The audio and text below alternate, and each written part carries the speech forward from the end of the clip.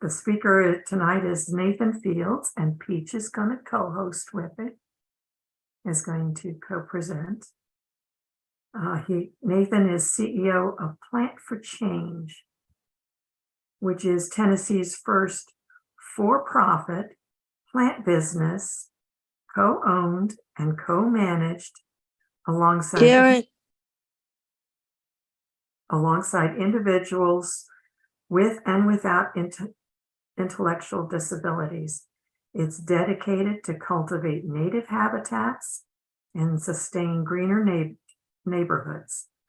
The Plant for Change website is just what I said, plantforachange.com. So, and Nathan, it looks like Nathan is joining us. Okay. Nathan, you are muted and don't have your camera on yet. All right. Can you hear me? I can hear you, but I cannot see you. Oh, yes. Here we go. Let me fix that right there. All right. I just made you co-host. You and me are both co-hosts. Wonderful. And down at the bottom, if you'll turn on your, you have control of your own presentation. So okay, on your computer, if you can turn on your slideshow. All right, gotcha. Bring it up to where you can see it. Wonderful. Let me get that right here. I do not have access, so I don't. It's okay. It's okay, Peach. You'll be okay. Yes. Yeah, let's see. 270. How many slides? How many slides do you want me to do? Oh, hey, Peach, give me 1 second. All right. Let's see. I think. Oh, you know what, Karen? Yes. I have. If you wouldn't mind where it says Nathan. Sorry. You've logged in 2 different devices and we're getting feedback between them. Let me turn off the.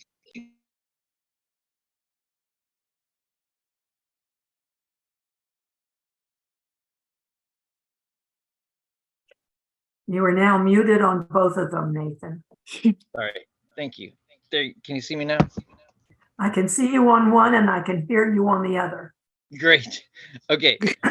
Where it says Nathan, that's the one that my computer has to access. My video on my computer isn't working. Would you be able to make me a host so that I can share the screen from the computer? You are. Okay, let's see here. Let's see. Because you are already a co-host. Awesome. All right, so let me share the screen. So what happens is, I think it's just because I'm joining from 2 accounts. It's not able to share from the one that I have right here. I'm sorry. The reason I have 2 is because I have the video camera on this one isn't working. So I think I just need the one that says Nathan Fields, if we can make that one. Let's see. Both of them you are co-host on both of them. Okay, thank you so much. So you should be able to share your screen. Yay, thank you. All right, here we go. Thank you so much. Can I say something? Yeah, we're just about to do some introductions. Peach, how's that? Just give me we did a little bit of introduction while we were waiting for you. Oh, thank you. Okay, great. Here we go. I'm gonna make it to where. Do you want me to read the notes on the bottom? No, Peach, what I would like you to do, Peach, is share, well, Peach, give me 1 minute, okay? I'm just going to be coming into it like this. All right. So here we are. We're called Plant for a Change. And I wanted to make sure that let's see, I'm trying to see yeah. I wanted to make sure that we kind of shared a little bit about what our vision is. This is me, Nathan, and Diamond, and Charles, and Jack, and Daniel. And we started up during COVID. We started a little native plant business with the vision of having equitable employment of people with and without disabilities together. And Peach is a co-worker alongside us. So Peach, would you mind introducing yourself? Be happy to. Awesome. Tell us a little bit about your where you went to college, what, why you think employment for people with disabilities is important, Can everybody hear me okay? Yes, we can. Okay. So, hi, my name is Peach. I am a 2020 graduate of the Next Steps program of Vanderbilt University, alongside Jack, Charles, and Daniel. I am currently an employee at Bubble of Nashville, and have started a co-management Plant for a Change business, because we have some statistics to show you. Nathan? Yeah, and we're going to get into those as our meeting progresses. Here we go. Just a little bit about an agenda for our time together. We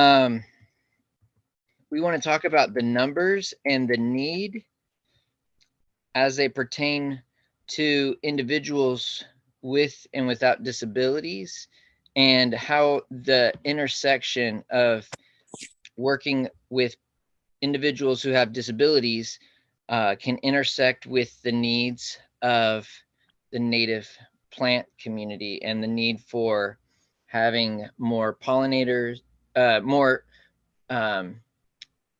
fauna that are able to support, more flowers and more shrubs and native plants that are able to support local species. I'm going to look at then how just 2 case studies, and then an opportunity for partnership with where we are as coming up with a little, it's a native wildflower seed brand. So I'm Nathan right here. I'm the fellow here.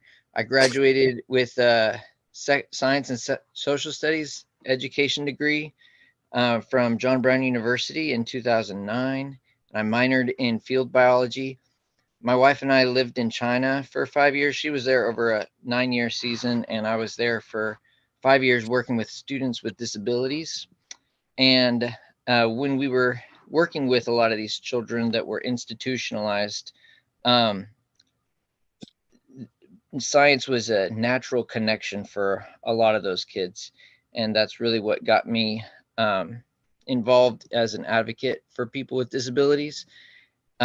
We moved to Nashville in 2016, where I got my master's in special education. And since then, I've been a teacher, as both a special ed teacher in the district here in Nashville, and as a middle school and a high school biology teacher. I'm still working to get my Tennessee Master Naturalist certificate, with my volunteer hours, getting all that taken care of. But my Arkansas Master Naturalist was completed, and so that's really where I started getting more of a love and foundation and knowledge about native plants. Well, we started up a little business in 2020, right as COVID economic hard times were coming in with a lot of people with disabilities were actually some of the first to be laid off in a lot of those, in a lot of that season. Yeah. And so we started up a little business, and the vision of it was really to grow and to sell and propagate flowers that were able to be more like, they were more of like keystone species, and the sorts of species that could have the greatest impact with being able to feed a high number of bees and butterflies and other pollinators, as well as provide host for native caterpillars. And so we wanted to really look at why native plants, and what would this be? Diamond, one of our co-managers, we were in a book study at one time. One second, Peach. Yeah. Well, I'll get right to the numbers page, and you can chime in at that moment. But one second, I'm going to make sure that I give. Is Diamond available? Is Diamond, are you in here yet? Yes, I'm here. Hey, Diamond. Yes. Diamond is one of our co-managers as well. She helped start everything up in 2020. And Diamond, what was it, Diamond, that you had shared? Remember when we had a prayer meeting, and you had shared about how people, a lot of managers, don't really know they don't really treat you right, and when you're looking for jobs. What was it you had shared? Do you remember? Yes. I said a lot of people with disability doesn't find job because or can own business. Mm-hmm. Yeah. And you said something along the lines of, instead of waiting for the right manager, what if we could be the managers? It was something to that effect. And that really had a big impact on us. And so we, from that moment on, we really thought of the value that we could provide the community in being visible. One of the analogies that I have here is on this keynote speak is on the keystone speakers, the keystone species. Sorry. And in a keystone, in an ecosystem, there are certain things that are needed as a keystone in order for that ecosystem to flourish. And like that, we really believe that 1 in 4 Americans has a disability. 1 in 4 adults in America have a disability. And that's a significant number, and it's almost like if people with disabilities might be considered, a keystone species. If you take people with disabilities out of the picture, there would be a lot of things that fell apart. And there's a lot of things that people with disabilities have to offer a workforce, and have to offer the community, have to offer science. And right now, the employment numbers are so low that it really impacts our community. I'm going to look now at the numbers and the need. And Peach, if you wouldn't mind, go ahead and sharing what you wanted to share about the numbers here. Yes. So like Diamond said, not a lot of people have a job because they won't hire enough people with disabilities.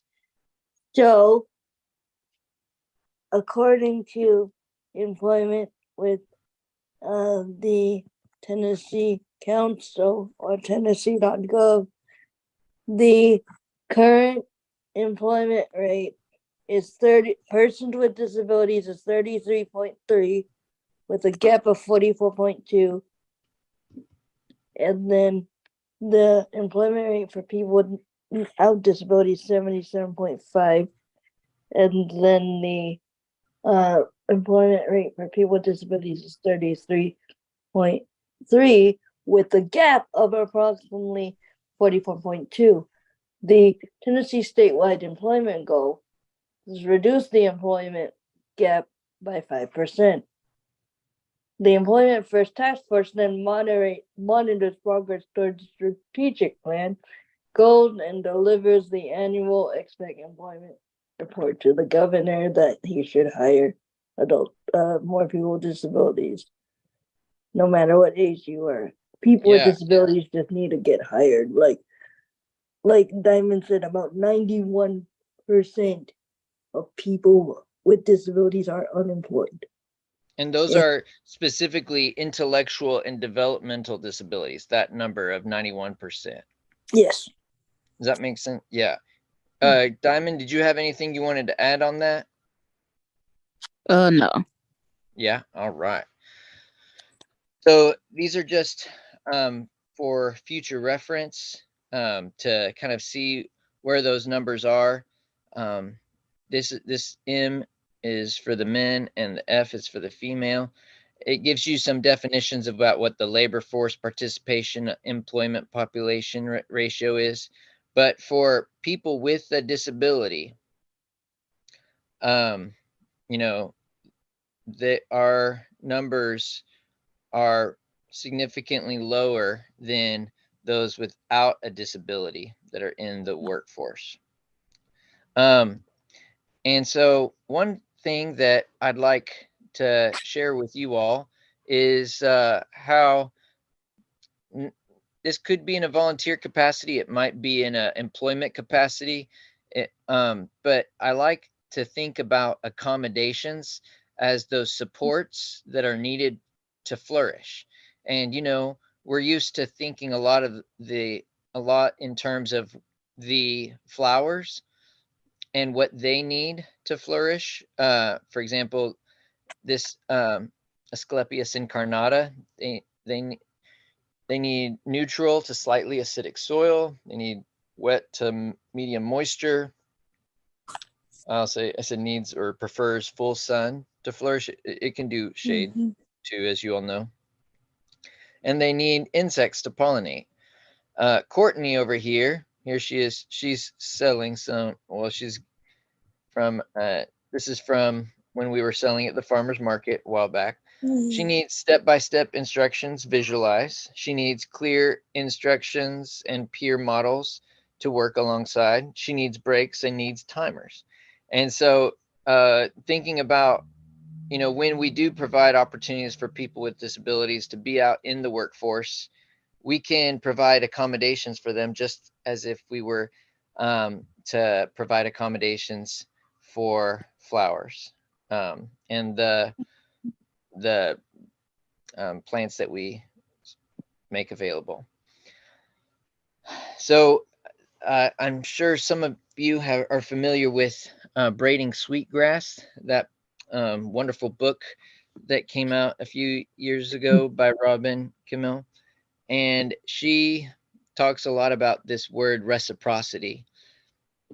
And looking at bees as an example, alfalfa, melons, soybeans, tomatoes, those are just some of the crops that are raised in this eastern broadleaf forest region that rely on honeybees and native bees for pollination. We depend on those domestic honeybees to, you know, pollinate approximately $10 billion worth of crops in the US each year. Now, the numbers of both native pollinators and domesticated bee populations are declining. They are threatened by habitat loss, disease, and the excessive and inappropriate use of pesticides.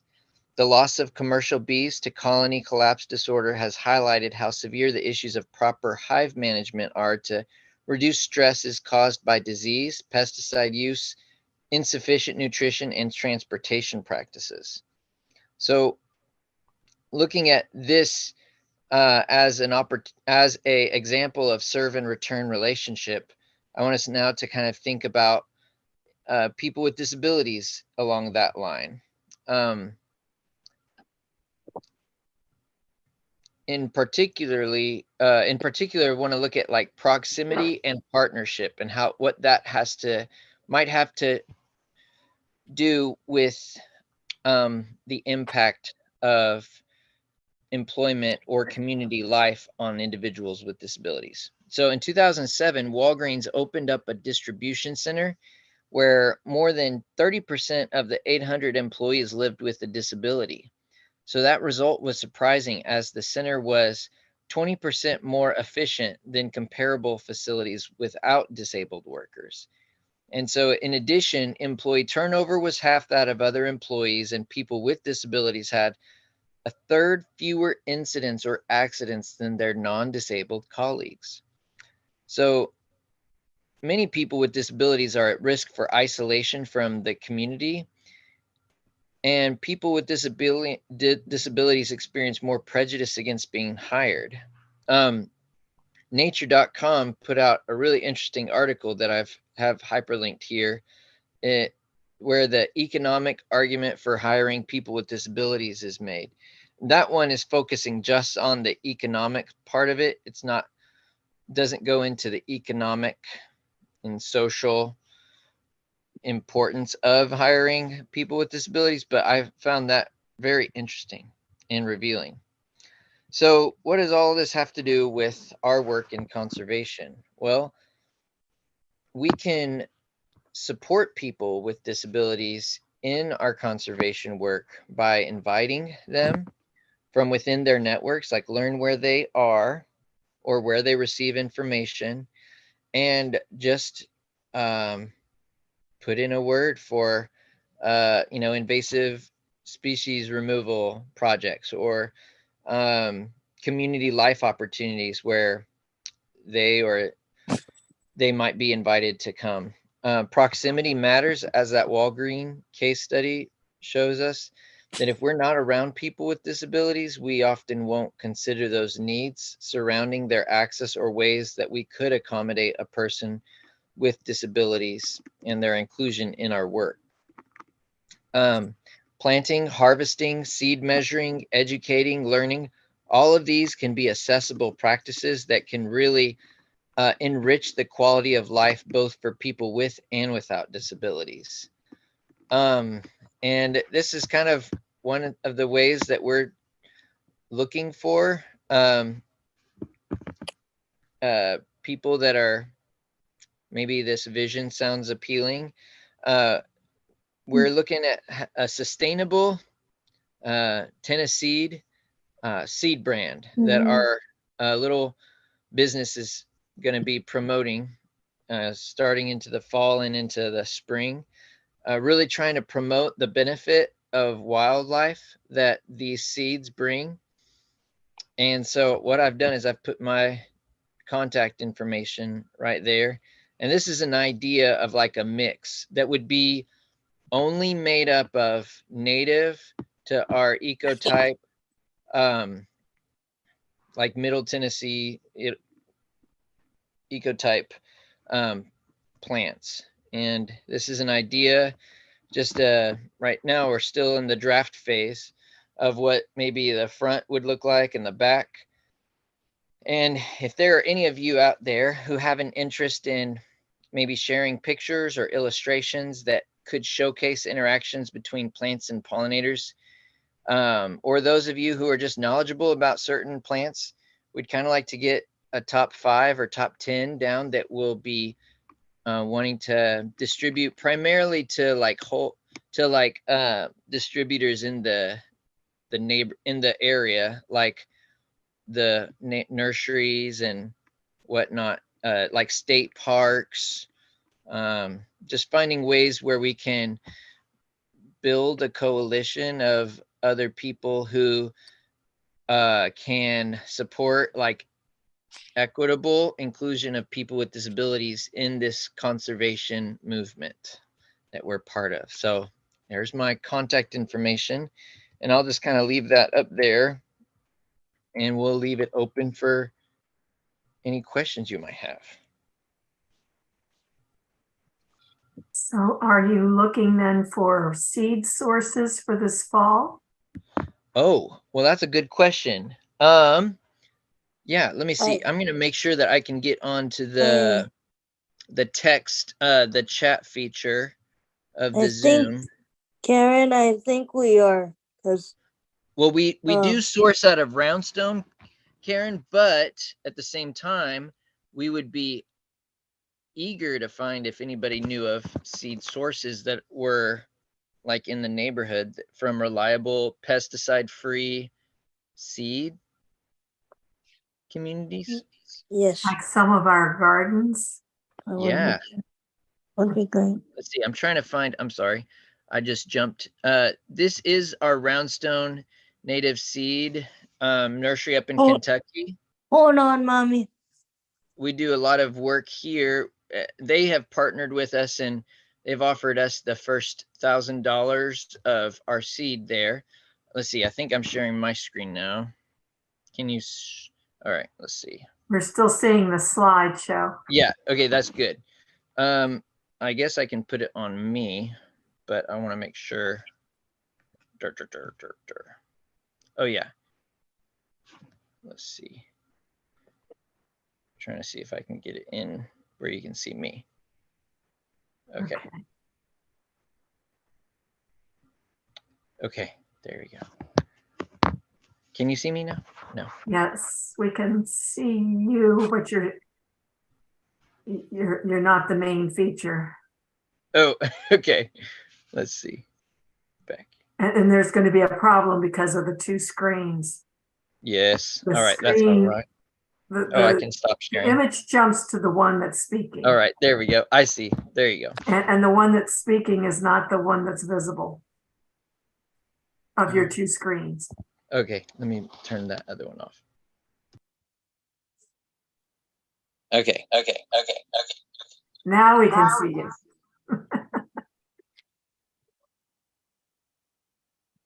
Okay. So would you be looking for okay, we're getting feedback here. You're gonna be looking for some seed sources besides brownstone? Yes, seed sources would be valuable and helpful. I'm going to write that down.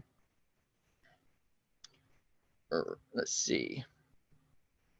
Trying to see if I can put it in the chat. Let's see. Seed. Chat. Everyone. All right. Yeah. So like seed sources or illustrations. Oh, sorry. I didn't mean to. Illustrations, seed sources. We have primarily our primary source will be from a Roundstone up in Kentucky. Okay. We're looking for photos or illustrations, and if anybody would like to share those, you would be given credit for those. Those would be things that could be featured on seed packets or featured on the website. That's really, or just people who want to, people with time or interest in working alongside people with disabilities in this work. Okay. We do have a really nice photo library of native plants, but you would need to narrow it down to the plants. Yes, you yes. Need photos Oh, for. okay. Yeah. So because we have like 5,000 photos. Yay! Nathan, can I say something? Yeah. We do need, if anyone is possible, to get us creatures like butterflies or any other native creatures that they see as well. I would love to But see. Peach, we're not gonna do any. Oh, you're talking about making sure that those pictures have the Yeah, creatures in them. Yeah. Yeah, that's great. um, Yeah. Right now, our first 5 that we're focusing on seed are sources like bergamot, the fistulosa one,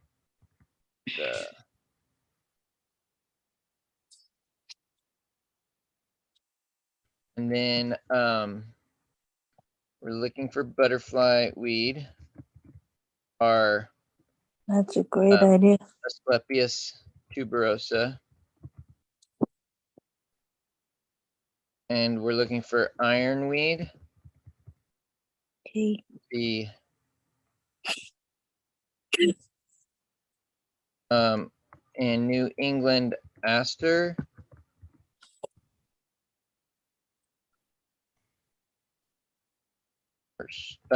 and Yes. let's see, boneset, Onset, boneset, yeah, boneset, Yeah. and let's see, those were the initial ones that we have at this time. Let's see. okay. Yeah. Does anyone have any questions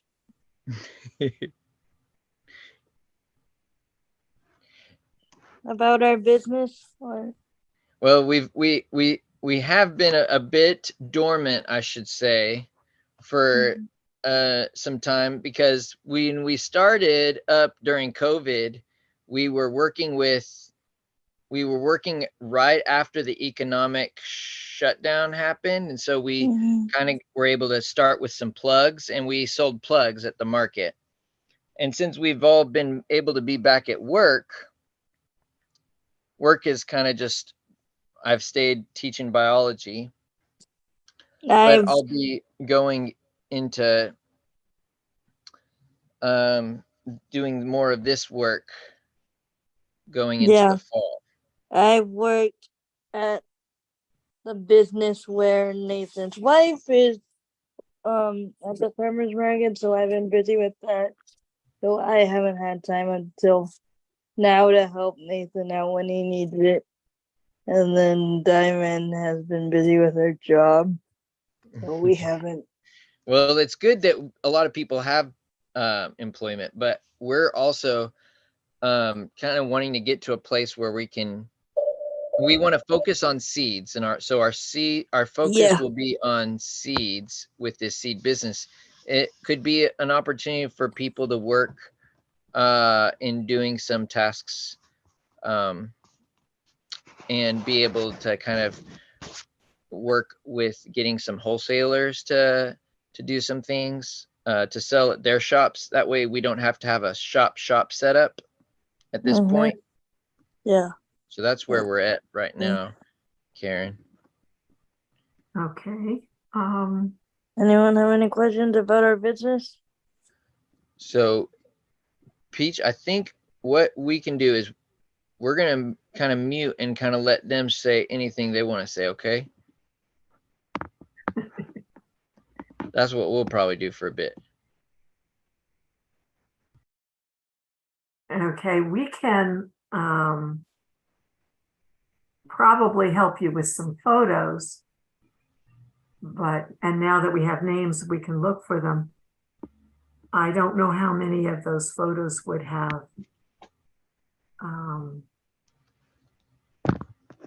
pollinators on them, but this is a time of year when we can get pictures of pollinators. Yeah.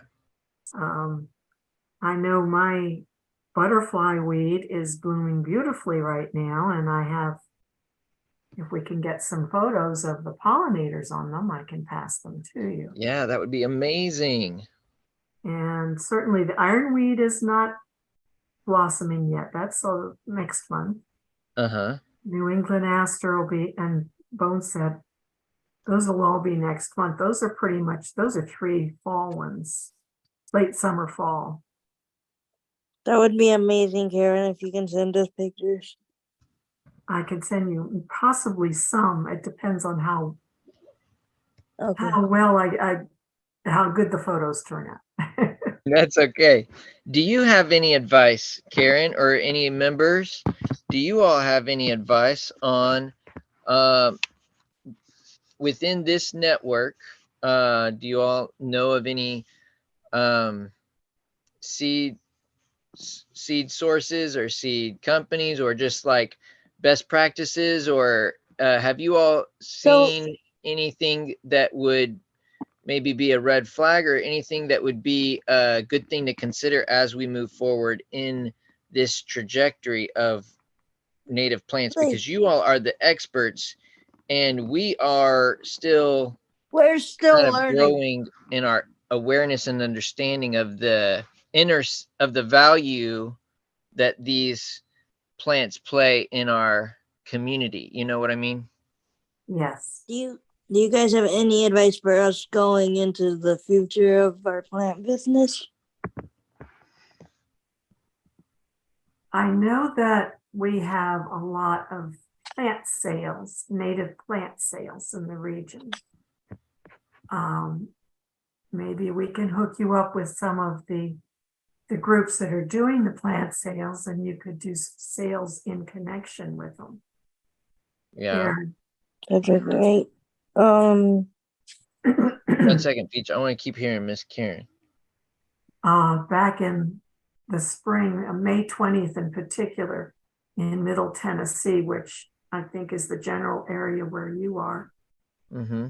there were 3 native plant sales on the same day. Yeah. Cedars of Lebanon, was that one of them? Yes, it was. And so was Owl's Hill with the wild ones, in conjunction with the wild ones. And Yeah. so was, there was conservation days in Rutherford County there. And at the park, they had conservation days and they had a huge plant sale. Oh, awesome. I know that Wild Ones at Owl's Hill will have a plant sale in the fall.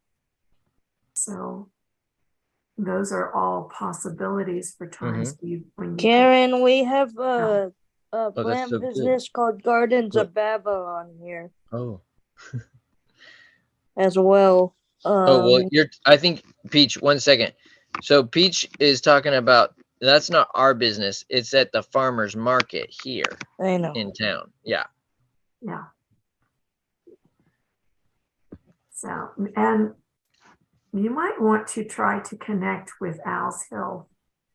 They might be a constant source for sale of some of your seeds. Oh, wonderful. Maybe. That'd be great. You could Well, ask. I'll connect with Is him. there a possibility? Yeah. Well, you all I've really loved being able to, I learned about you all through the Tennessee native plant book.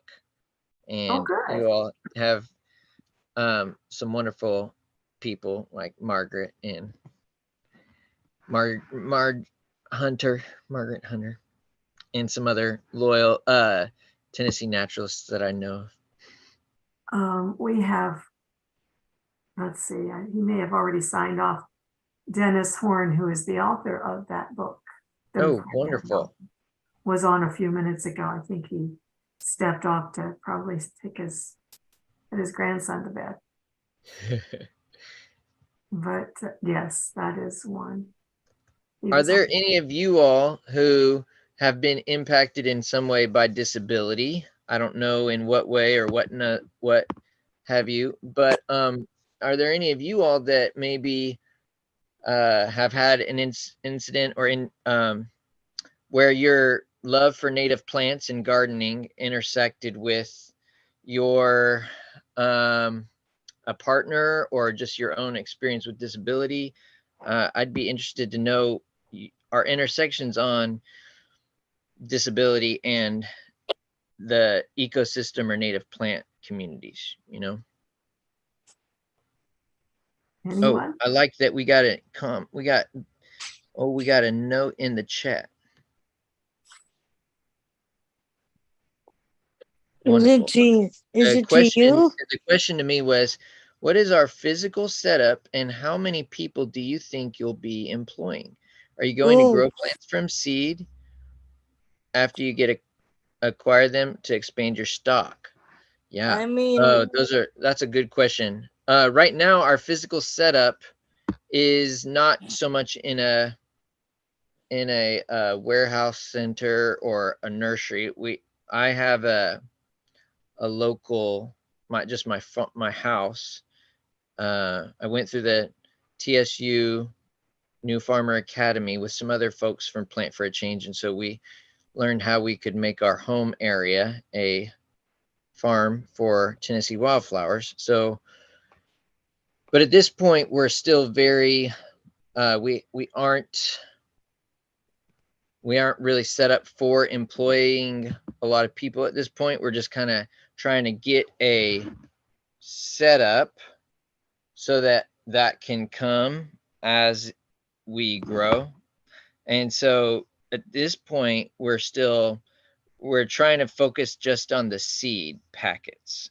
And once we get those seeds out, and once we get that seed cell, and once we get more sources that are able to, propagate a healthy local ecotype of the flowers that we're wanting to get out, then we'll be able to move on to expanding after that. But right now, it's just very much co-managers come together and we work to get that done. And we haven't yet expanded to being a more of a physical location.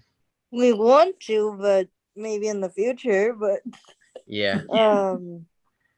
The most important thing I think in this little setup is community involvement, because really the more individuals with disabilities that are out in the community, that are coming to garden clubs, that are coming to native plant gatherings or whatnot, the more accessible and the more inclusive our conservation work becomes, because it can be for sometimes the language we use, or sometimes just because it tends to be more specialized, there doesn't tend to be as much of a large number of people with disabilities who are aware of a lot of the conservation work happening. Does that make sense? I mean, I'm sure you all are experts, so you you all understand what I'm talking about. But we have a wide range of abilities so far. That's wonderful. I love We're not just experts. We're some people new to the area. Yes, good. You get a lot of that. Some of us are transplants. Yes.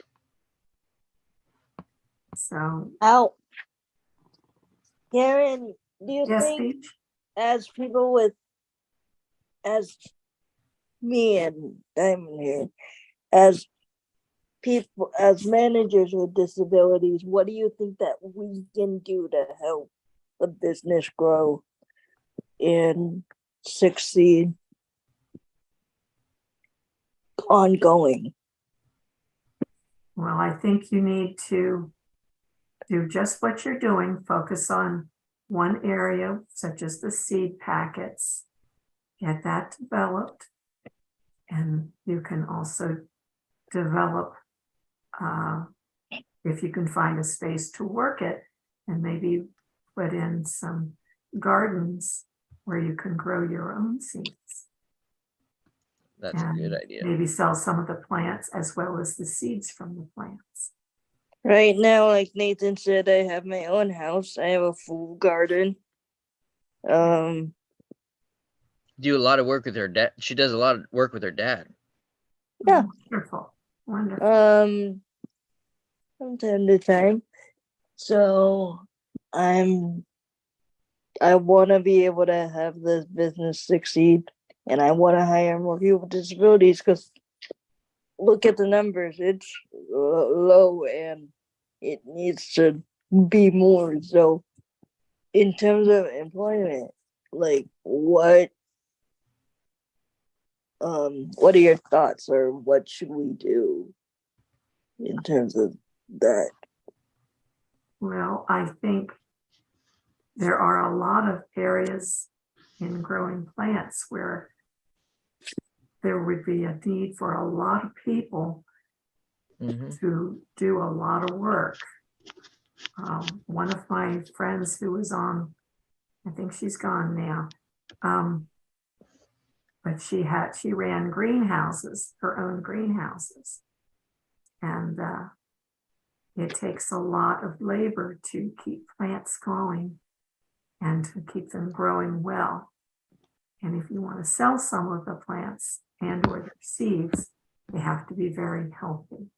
So it requires some research on your part to learn what keeps those plants healthy, and then the work to keep them going nicely.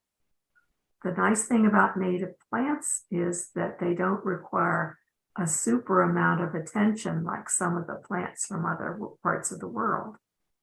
They're built for, they've developed here, and they understand, they are accustomed to our soils, our weather, and our pollinators, our native ones. So that's good because that makes it a little bit easier for you. If you were growing, poinsettias or orchids, you probably would have a harder time. In terms There's of a native plants, and that's a good choice. That's a good choice for what you're doing. in terms of compost, What what are your thoughts? Like, I've been using banana peels, I've been using egg cartons. Like, what else is there to use? anything that isn't meat or animal connected. Okay. All plant stuff that has not been mixed with oils is good. Okay. All right.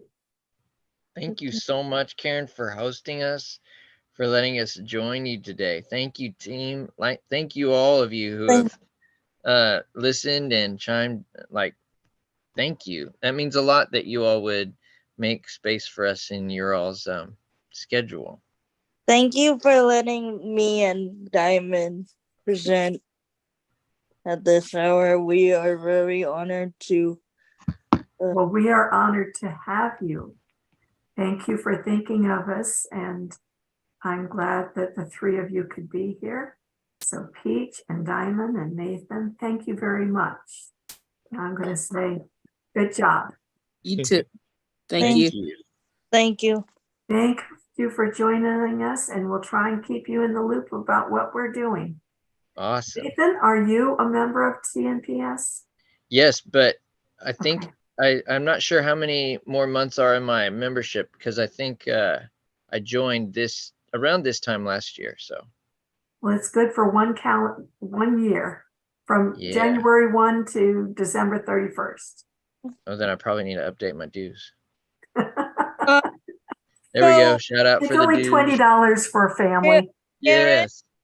Karen, in terms of me and Diamond, do we need to sign up as well? Are you students by chance? Nope. No, alumni. Then it's $20 per person or per family. Nathan, do we? Yeah. I'll send you the link. I'll send you the link, Peach. Okay.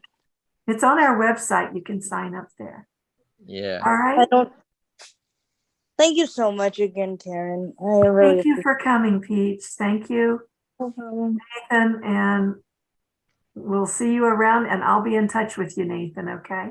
Wonderful. Thanks, Karen. Bye-bye. Thank you, Nathan.